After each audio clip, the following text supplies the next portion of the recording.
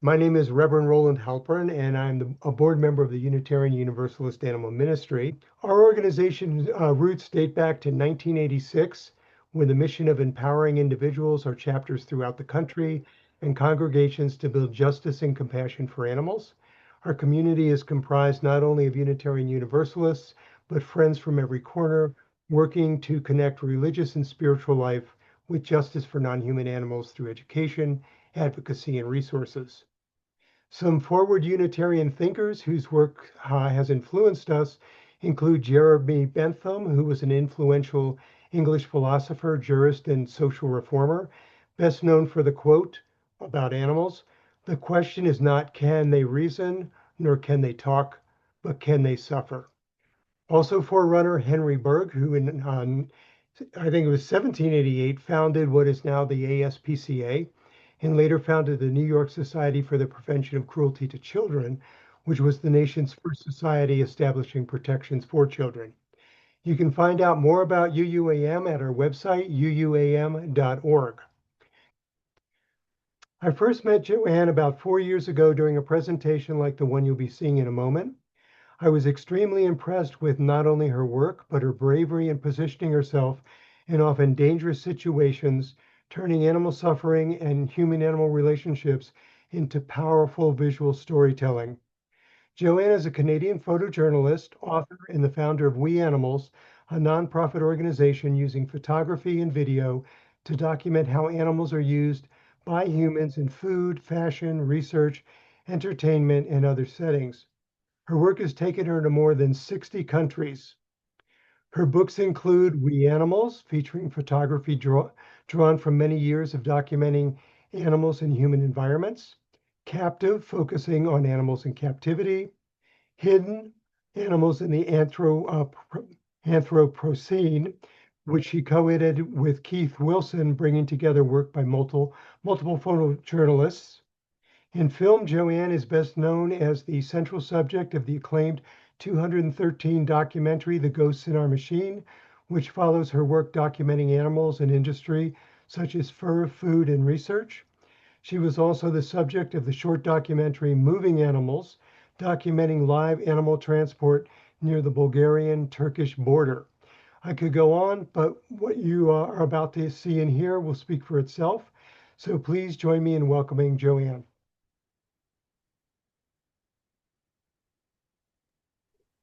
Reverend Roland, thank you so much for the warm introduction. Reverend John, thank you as well for hosting me this evening. I'm going to go ahead and start sharing my screen. Let's see if we get it on the first try. Okay.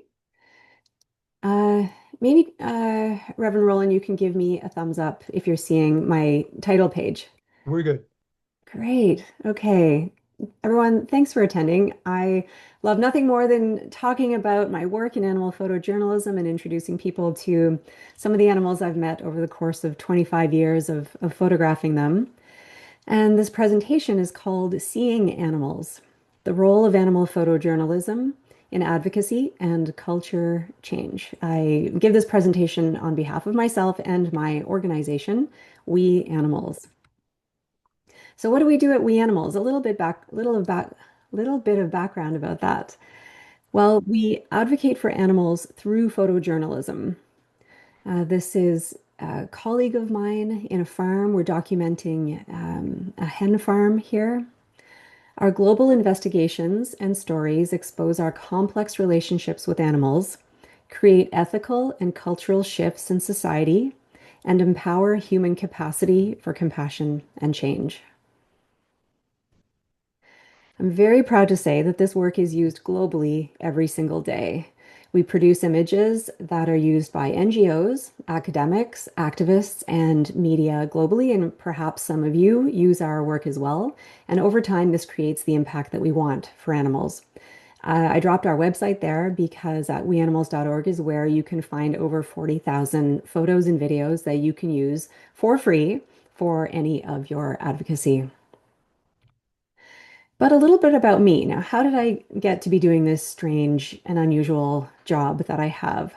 Well, a few things. There are a few sparks on my journey. There were probably many, in fact. One of them was this picture. Maybe I was a bit of a strange kid having this picture up on my wall.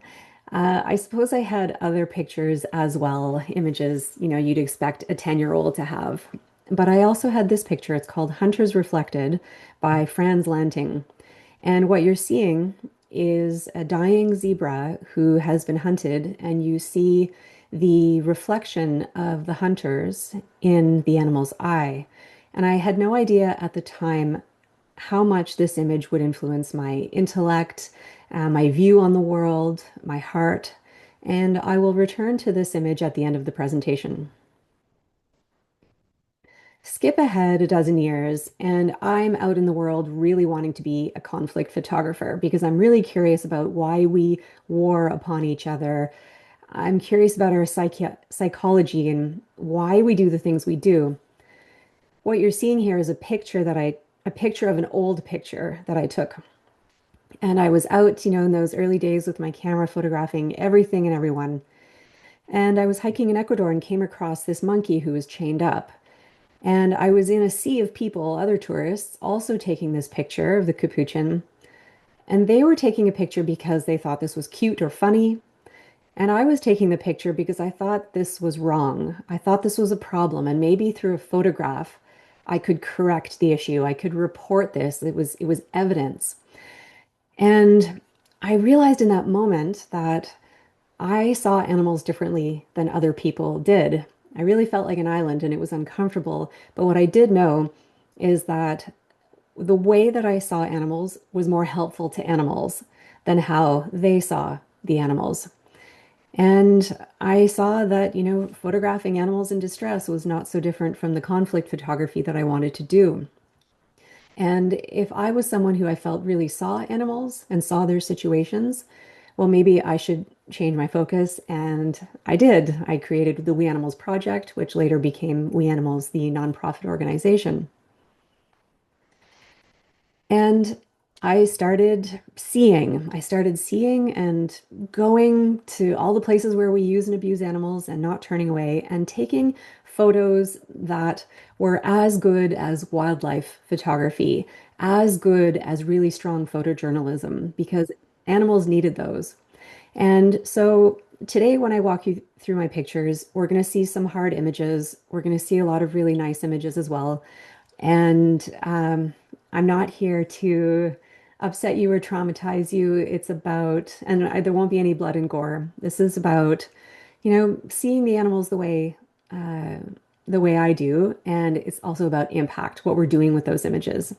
So, I started going to factory farms to see animals because they are kept there in the billions and we don't ever get to see them. So, getting up and close with those animals so we can connect, see in their eyes. And it's so important for us to show scale as well. The scale of industry is staggering. This is one of our most shared images ever at We Animals, and it's by Ramdaya, which is a pseudonym. A lot of our photographers use pseudonyms to protect themselves. Many war photographers have to do that as well, and undercover journalists. So what you're seeing here is a dairy and a dairy farm. A lot of calves as a result. These are veal crates or hutches, and this is just a small portion of this absolutely massive farm. There are calves in all of those crates, and that truck is delivering milk.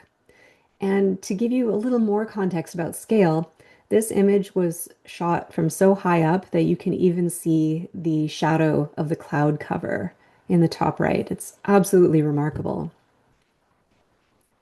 And always coming back to the individual. So, who are the sentient beings that we keep within these systems? It's so important for us to see them. So, here is a calf in a hutch. We try and photograph fish as well, which is really hard. We don't see them. It's hard to connect with them. It's hard to care about them. But an estimated 171 billion fin fish each year are caught, farmed, dragged up from the ocean for us. And we try. we try and get really good images of them, and it's hard. And I want to show you this image because it is such a good image. It has so many characteristics of a great photo. We have subject matter looking at us. We have that fish close up looking into the lens, which means that fish is looking out at all of you. We have a system. We have the nets. We have the fish farm, and then we have us. Us meaning the worker. A lot of what we do in animal photojournalism is turning the lens back towards us, ensuring that we are part of the frame. We're not taking pretty pictures of animals, we're taking pictures of the systems that we create and keep animals in. And another incredible bit of data, I think I got this from Humane World for Animals, over 600 billion shrimp. That's how many we raise and kill every year. Staggering. And I'm illustrating that by showing you a recent photo of a shrimp farm. And you can see the size of it because the mountains in the background, there's scale. You see these trees on the bottom right and the roadways. So you can imagine just how many animals we fit in there. But luckily, thank goodness, we tell stories of change and progress as well. I'm not showing you dead fish here. What I'm showing you are two different kinds of salmon. On the left, we have plant-based salmon by New School Foods. It's delicious. And on the right, we have cell-grown salmon made by Wild Type. And it's really important for us to show the solutions, not just the terrible things happening to the animals, like the fur bearers who we keep by the millions. I will return to this photo at the end. The millions of animals we breed for medical research. There's an estimated 300 million laboring animals in the world. They are a hidden workforce. They're all around us, but we don't really see them. We use animals in entertainment globally. What an astounding photograph by Heitor Garmendia. And this horrific new category of hidden animals, who are the animals that we are killing due to zoonotic outbreaks. This is a really, really uncomfortable and shocking image. So what you're seeing is the live burial of animals. It's cheaper than bullets and gas and other ways that we can dispose of millions of animals. And happily, strong data shows we need stories of change and compassion too, like this one. On the left, we have Jean, and on the right, we have Opie. Jean is the co-founder of Farm Sanctuary, and many years ago, when he was investigating a farm, he found Opie, who was just a few days old and very cold and left for dead, basically. But Jean picked up Opie and put him in his car and brought him to Farm Sanctuary, where Opie spent, I think it was 16 years, having a nice life with people who cared for him and gave him as much autonomy as they could give him. And I love this picture because most of us don't know that we can have this kind of interaction at all with farmed animals, especially with a big old cow.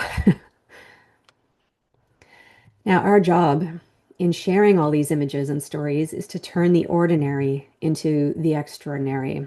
And that's where the journalism comes in. That's, probably my favorite part of this is when we take the photo, in some ways, that's where the work begins. We need to know who's in the photo. We need to think about getting that photo out into the world.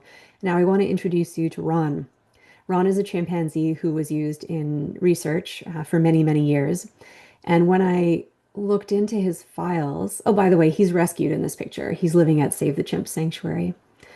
And when I researched him, I found out that he and I were actually born about 2 months apart. And I started thinking about the chronology of our lives and how, when Ron and I were 8 years old, I was out climbing trees, but he should have been climbing trees because he was the chimpanzee. And then when Ron and I were in our 20s, I was studying and he was being studied. He had been kept in research in a tiny cage that entire time and endured so much, a lot of invasive surgeries. Now, wonderfully, luckily, he was rescued when Ron and I were 25. He was rescued and went to Save the Chimps Sanctuary. That's where I took his picture here. And though we had put him through so much, he was one of the nicest, known to be one of the nicest chimpanzees at the sanctuary. And he was actually part of the welcoming committee to other chimpanzees. And it's in this nest where he chose to spend his time that he made himself every single day that he died peacefully but prematurely, which is a common fate for chimpanzees used in research. Now, who should have to look at unpleasant images? Well, there is a philosopher and cultural critic, Susan Sontag, who wrote an entire book about this. It's called Regarding the Pain of Others. Now, who should have to look at unpleasant images? And I'll save you reading the book if you like, because what it comes down to is anyone who is taking part in a situation in abuses should have to look, and anyone who can help should have to look and should look. And I agree with that. I agree with that. If we can help, and when it comes to animals, we can all do something. We can all look and we can all do something every day.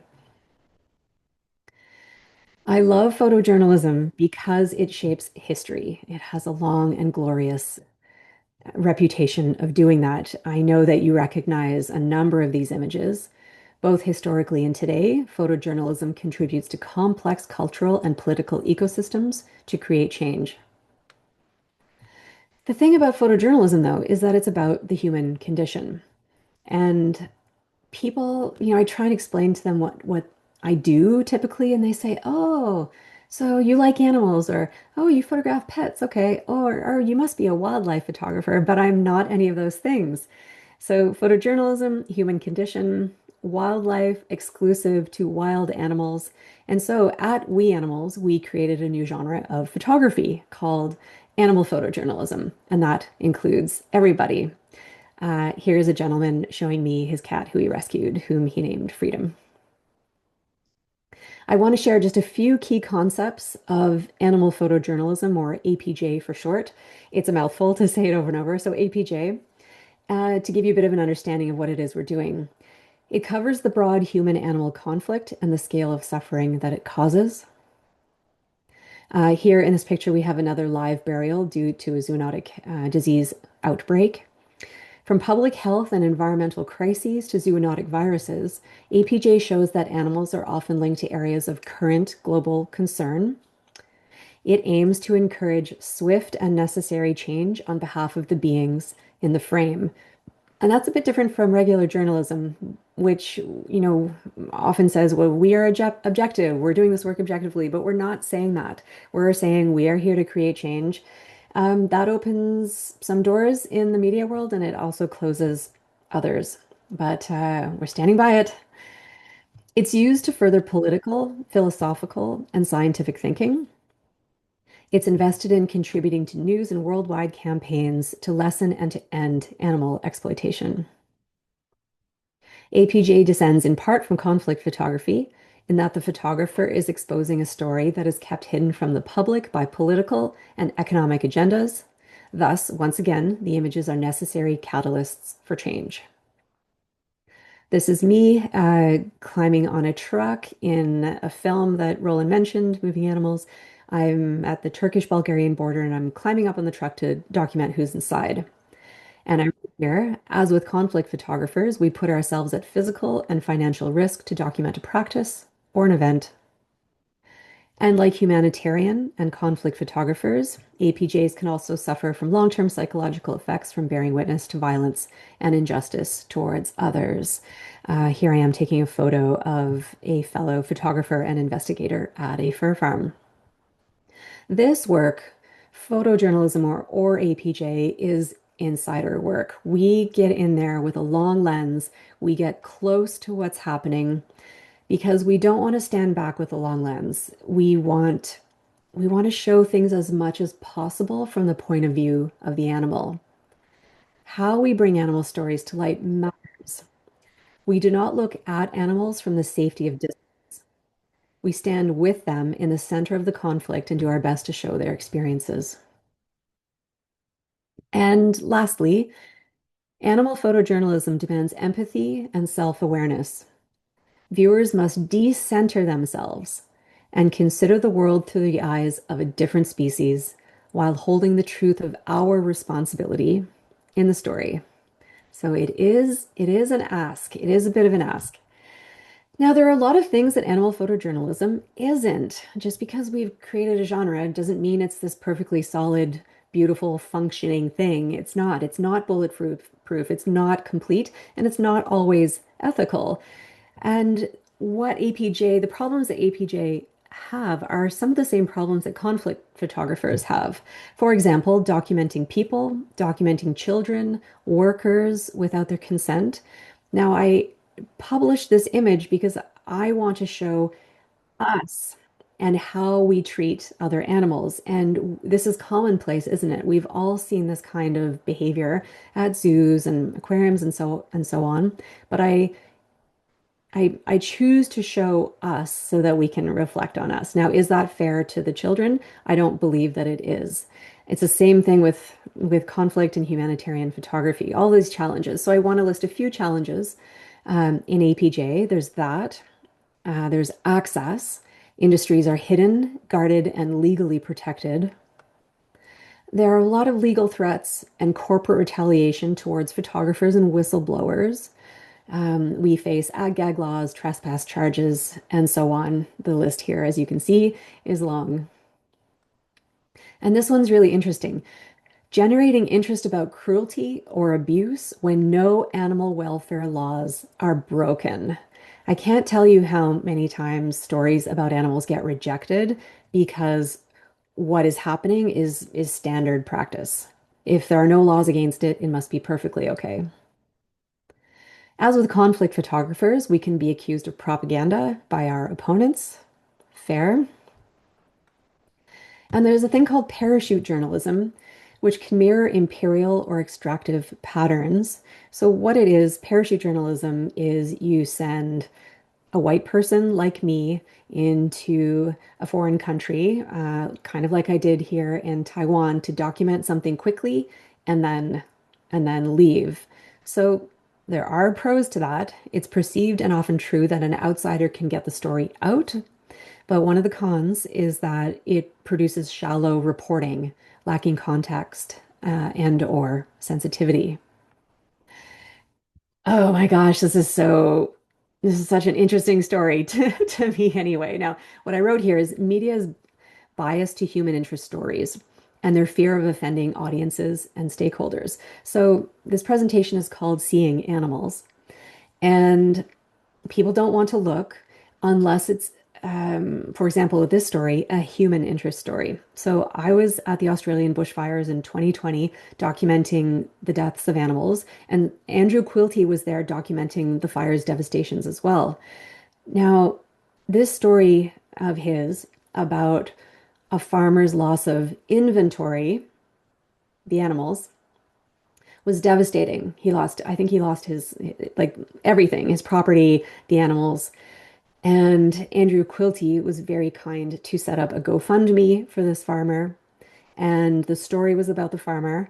But I think that's why this image got published. Because if I had gone to a major media outlet and said, look at the animals, they are at the center of all of this. They were dying by the billions. Look at the animals. And the media would have said, oh, well, we don't care about the animals and people aren't interested in the animals and we don't want to offend people. And this is really gory. So, how interesting is it that when you put animals at the center of the frame, but you change the narrative, looking at this becomes different, it becomes acceptable. So there are many reasons to question and to push the boundaries of what is normal and what is possible in photojournalism and animal photojournalism. This was at an earthquake in Turkey a few years ago, and our photographer Ozan Asidere was there documenting animal rescue. The image on the left is the kind of image you would expect to see of animal rescues at an earthquake, but the image on the right isn't. And I love the image on the right. There's a chicken in the car. Like they're helping everybody. I just love that. And we are aiming to get more of these types of images out into the world. We're helping everyone, not just the dogs and cats, not just the charismatic animals, not just the wildlife. And somewhat strangely, we have a lot of photos of chickens in cars at We Animals. This is one of them, and it's such an incredible story. So Lissy Jane was with a number of activists. Four of them, there are four of them in total, two cars. And they had heard that a hen farm where hens are kept in cages to lay eggs were being culled that day. These chickens are often culled at about 18 months because they're producing fewer eggs. And so that they just kill all the birds and then replenish their stock. So the activists went to the farm and saw that they were about to start gassing the birds. And they said, hey, well, seeing as you're going to kill them, can we take any? And they said, take as many as you want. That's pretty rare. And so these brave souls took 140 chickens and put them into two cars. So what you're seeing in this picture are 72 hens. And this picture is a mess. This picture is almost not a successful picture, but it is for a couple of reasons, including that one hen looking out at us. We've got that fantastic eye contact. We've got a beautiful color palette. It's like one of my favorite images. And all of these birds went to sanctuary. I mentioned earlier when I told you about Ron, we have to turn the ordinary into the extraordinary. And I'm going to share a story about that. It's a little bit meta. I'm going to tell you the story, but I'm also going to tell you about storytelling.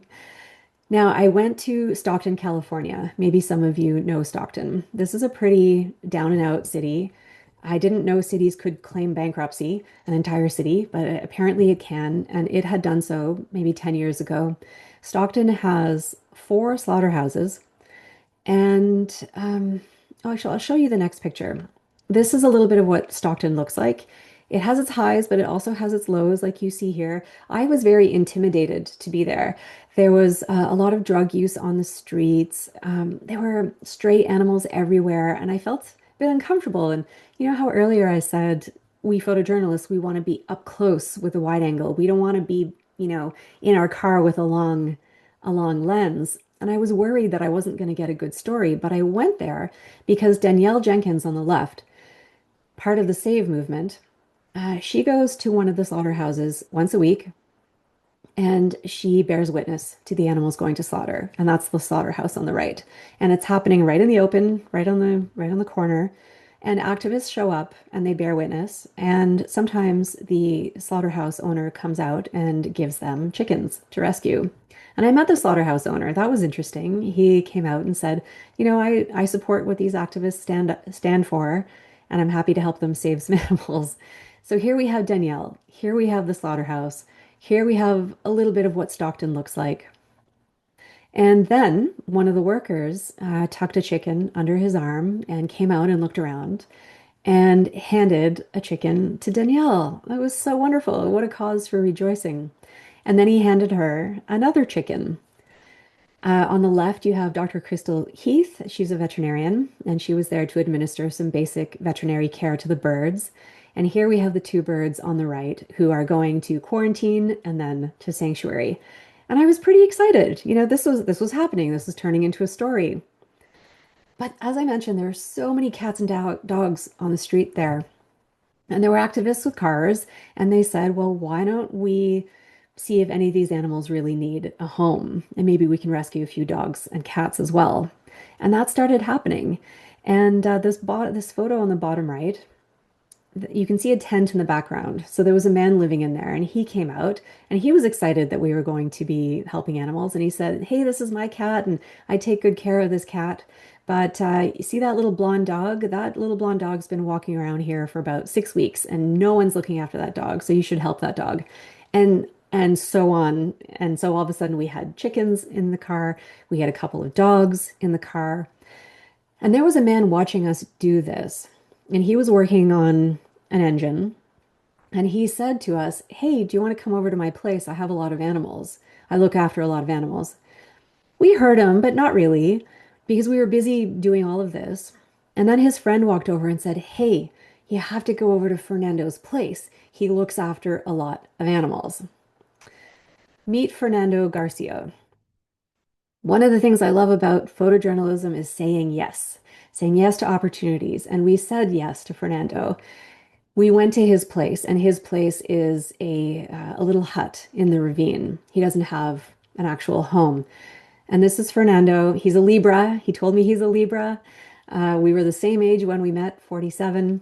And though he's a mechanic, he does construction, he cleans the faces of the tombstones in the local cemetery, he still can't make enough money to have a roof over his head. And he looks after a lot of animals. So here he is holding one of the 28 dogs that he looks after in his tiny hut. Here, the activists have gone into the hut to look around. Here's one of the moms who is breastfeeding. Here are some of the puppies. And here's what the hut looks like. And in fact, Fernando sleeps in at the time, he slept in his car because he just, gave the space for the dogs to use. And the activists looked at each other and looked at him and said, Fernando, do you need help? And he cried and he said, God is visiting me today. And he said, yes, I would like help with these animals. And so Operation Rescue 28 Dogs began, not the day we expected. And all of the dogs, including many of the parent dogs, were fostered and adopted out. They were given veterinary care. A fundraiser started not just for the care of the animals, but for Fernando as well, who had put so much time, love, energy, and his money into looking after these animals. And so they were able to raise a bit of money for him as well to help with outstanding bills that he had and and so on. I love this story because it's about a lot of things. It's about community and action. It's about support. It's about compassion and heroes. It's a story rooted in partnerships and values, but it isn't moralistic. At least I don't think so. We're very focused on impact at We Animals. We want the work that we create to create change for animals. And I'm going to talk a little bit about that now.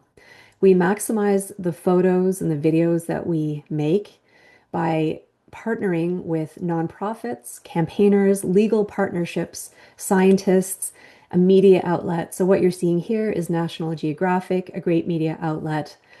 We paired up with the Save movement and a journalist to tell the story of a slaughterhouse in downtown LA. So partnerships between our combined efforts can and do lead to criminal charges, closures, culture shifts, changes in traditions, and legislative change. I include these images. I won't tell all their stories, but these were all places that were affected by our investigative work.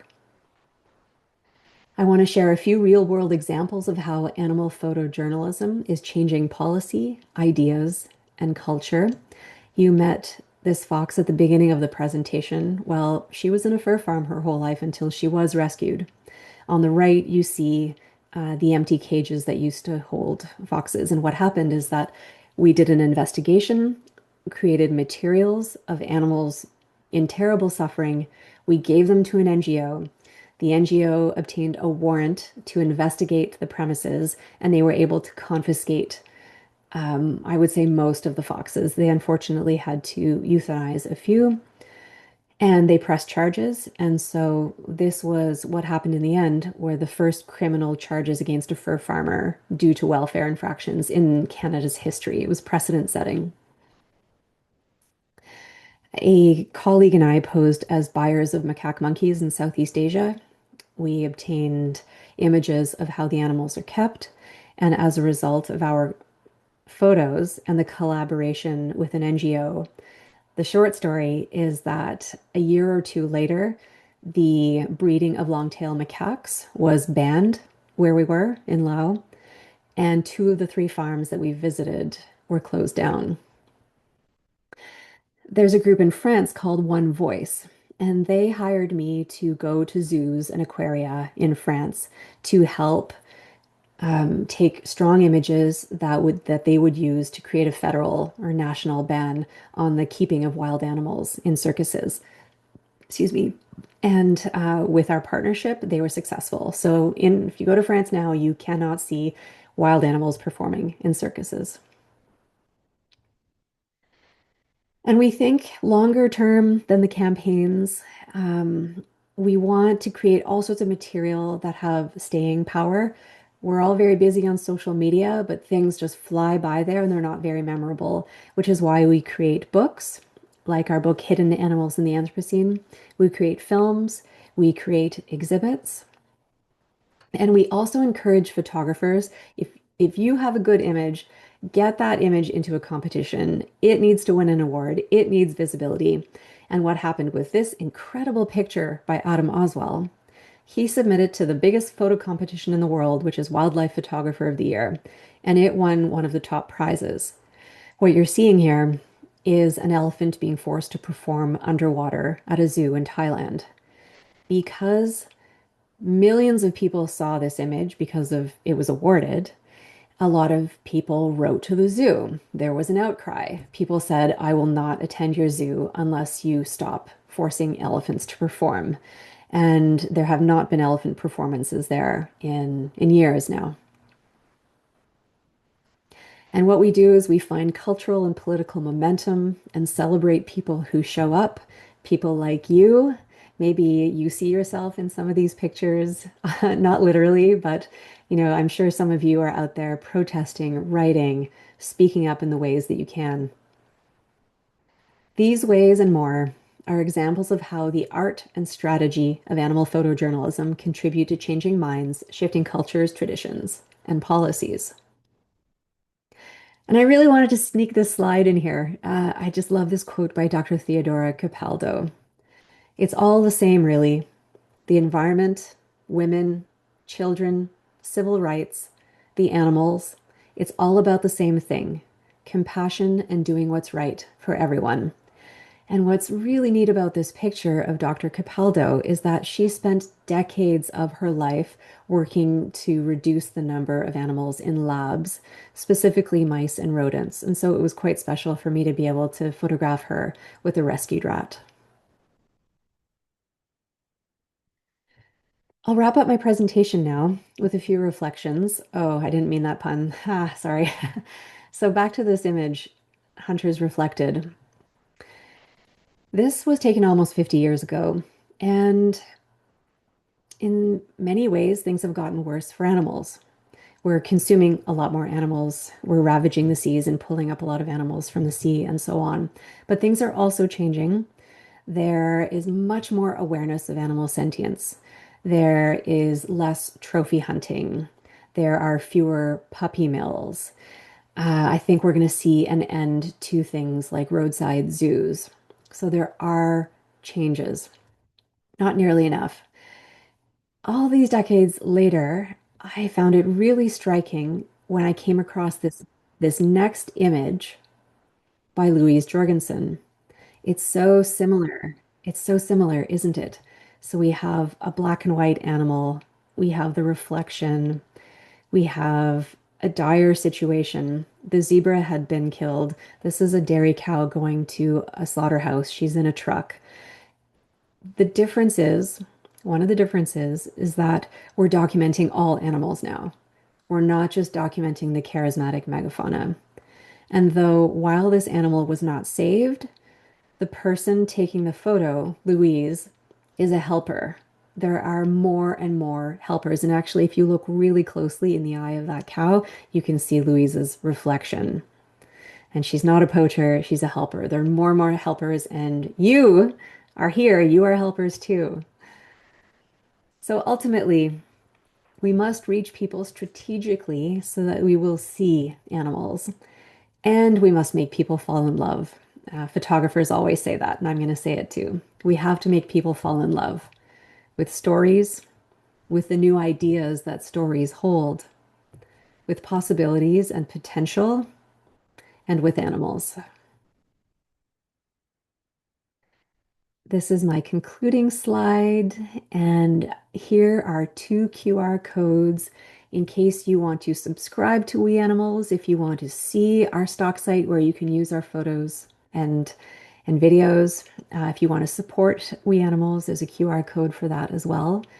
So I'll leave this up for just another minute and we'll go into Q&A.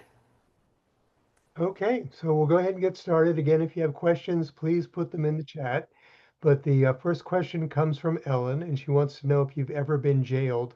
And I would add to that, have you ever been arrested? Oh, I've been incredibly fortunate. It's quite surprising. I try and be as careful as I can, but many activists, as we know, especially in Denver, because there's an animal law program with lawyers who defend activists who are jailed. Um, I've been quite fortunate. It could only be a matter of time, but what we need to do is to speak up for and support the people who are jailed for their activism. Um, yes, I mean we do take chances. We trespass in order to do this work, and a lot of people trespass to do, break laws that protect that things that are unjust, like animal cruelty. So I think we're going to be seeing more and more of it, and we should be as careful as possible when we do it. What's the symbolism behind your logo? You have that little star in the middle. Is there a story behind that? Oh, yeah, interesting. Oh, I shouldn't have stopped sharing. Um, Yes. So that looks like the corner. Remember, we used to stick pictures into albums and we'd hold them there with little corners. Maybe you have to be of a certain age to remember those. So what it is are those little symbols. And it's also a nod to the history of using images. That's the short explanation. We also think it looks graphically very good. And also the inverted symbol is kind of a star that we use across other parts of our branding. So John wanted to know, he says, absolutely fascinating note about the anthropocentric, media bias. So his question was, what do you imagine the next decade could look like if more folks, quote, see, unquote, animals and start connecting the dots, particularly with climate change? Oh, and yes, the Anthropocene is such a long word, and people pronounce it in all sorts of different ways. Anthropocene, which is the proposed name for the current geologic epoch, basically signifying total human domination over Earth, the environment, and animals. Well, I think that seeing animals is just part of the puzzle. I mentioned partnerships. Um, whether you're working at a legislative level, grassroots level, academic level, we need to see who we're advocating for. And you can write a really good paper about animal advocacy or animal protection, but an image is going to, as you know, reach someone. It can potentially reach someone in an instant and make them feel galvanized, impassioned, and empowered. I know that images and videos were the first things that made me, become have a more compassionate lifestyle. So I think, the partnerships are really, really important. We need to see, we need the science to back animal sentience, which we have. We need better laws. We need accountability, and so on. Ellen says, "Are you married now?" No. Ellen's keeping a close eye on me. No, it just happens to be the ring, the finger that that ring So fits on. the next question is from Reverend Millspaw, and he says, your empathy with animals, ironically, exposes you to so much mistreatment and abuse of these sentient beings. What sustains you in this challenging work, and what sources of inspiration or renewal help you preserve Hey, thank you for that. or Uh, persevere? Excuse me. Thank you for those thoughts, and thank you for the question. I think that we all need to develop a different relationship with our own suffering and the suffering of others. And Julia and I learn that every time we go to these wonderful meditation retreats with Tashi Nima, our Buddhist teacher. And I think we're all quite afraid of suffering, and I understand that, and I am as well.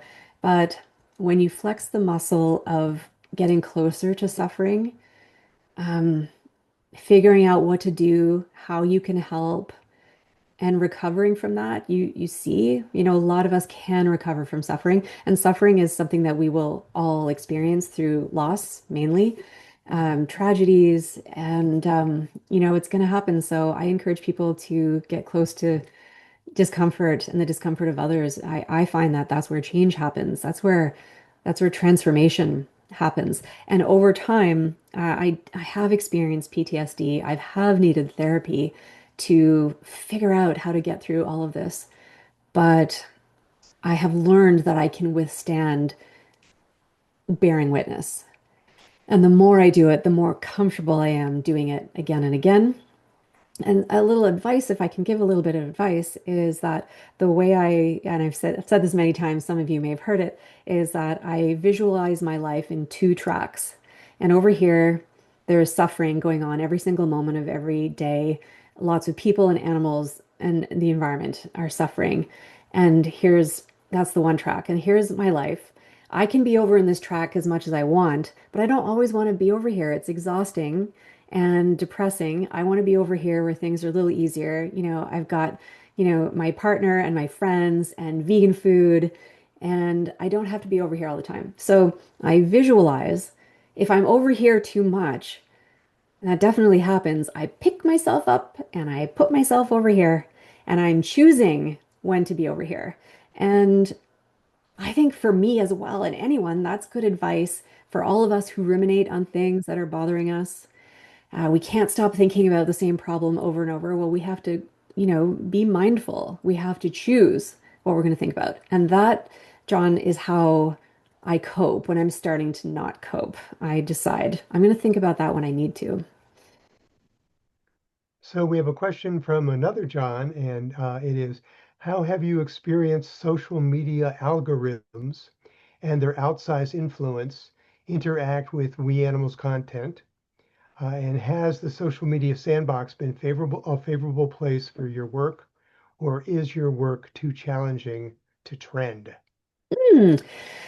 Yeah, we're always working with and against, with the algorithms and learning what to do and what not to do.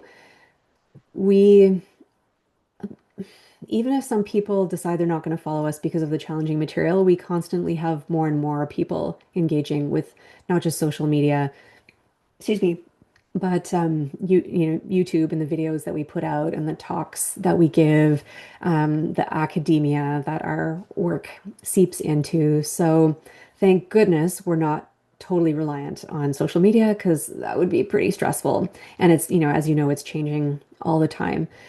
Some of our images get blocked sometimes, but that gives us a reason to talk about that. We can talk about censorship. We can talk about, seeing and not seeing.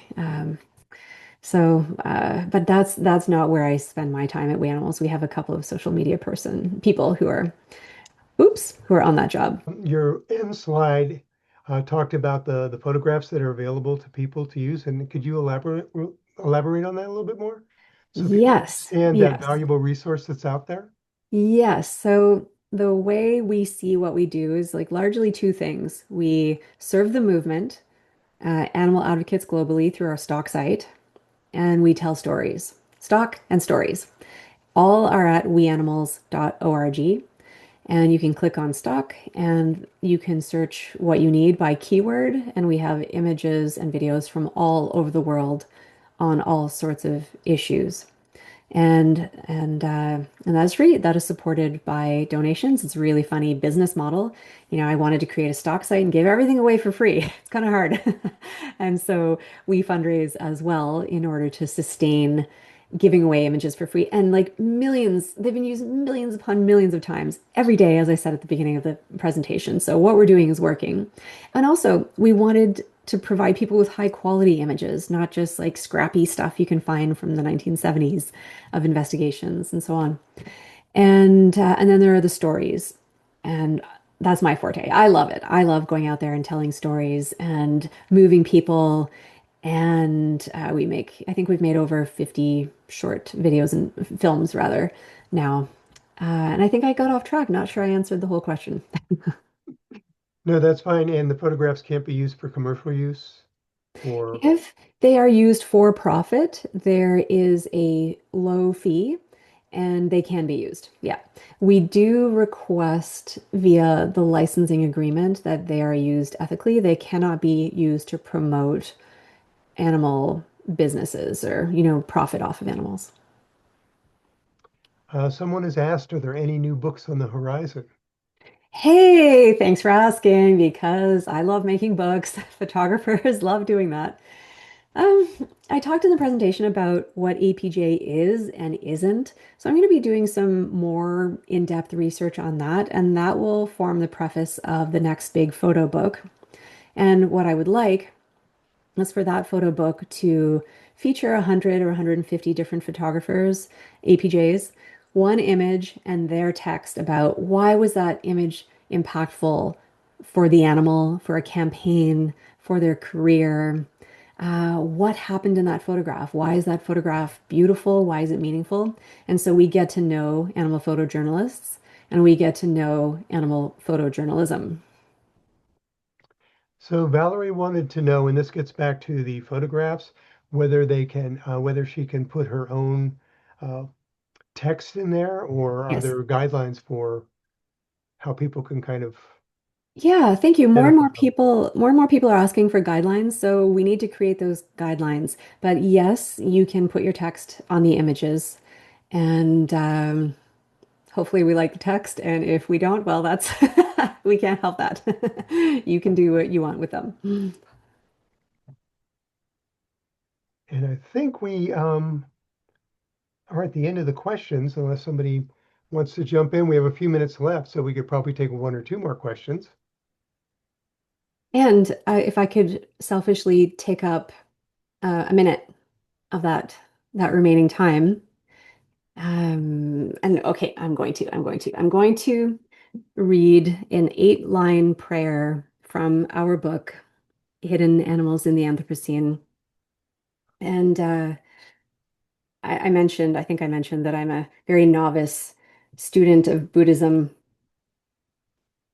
and I wanted something beautiful to reflect my thoughts on the world and on animals. And so what I did was incorporate the words of Shantideva, who was an 8th century Buddhist and philosopher. And those words read, may the frightened cease to be afraid, and those bound be freed. May the powerless find power, and may people think of benefiting each other. For as long as space remains, for as long as sentient beings remain, until then may I too remain to dispel the miseries of the world. Very beautiful. Kristen, could you put your question in the chat rather than just raising your hand if possible? Oh, I did. It was a little bit long. If you don't have time, that's okay. Well, we've got you, so go ahead. Um, yeah, Joanne, I just wanted to tell you that I absolutely love your work. I share it Mm. often. Mm.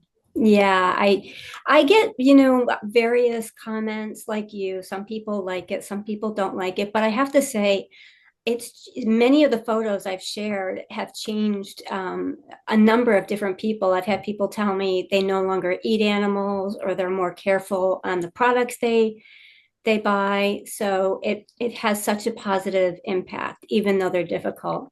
But I wondered, do you have a favorite photo that you return to? I know you spoke a little bit about, when you get down. Is there like a favorite group of photos or like inspirational photos that you look at when you're feeling like, oh my gosh, I've had a lot of negativity come this way. So, Hmm. Yeah, it's not that I have a favorite image, but I think about the scenarios in which I experienced forgiveness from animals, and I mean their forgiveness and their kindness towards humanity. There was Ron the chimpanzee. There was a bear who had been kept in a bear bile cage for 4 years, and his front paws had been cut off as well. And he survived all this, and he was rescued, and he was a friendly bear who wanted to socialize with people. Animals and their incredible capacity for Mm, withstanding and resilience and their own compassion, all of their complex, sentient, emotional behaviors. I think of all of them, and I think it's those thoughts that really fuel me to keep going every day. And their Wonderful. forgiveness Thank you. too. And their forgiveness. Yeah. So, well, we are at the top of the hour. So, did you have any parting words for us, Joanne? Um, I don't think so. I think I was happy to sign off with the poem, and I'm very grateful that you all were here. I know that many of you are activists, so thank you for your work. And please reach out to We Animals if you need anything from us or if you have story ideas. We are here for you. Yeah, please check out their website and all the resources. So, Thanks, everyone. okay.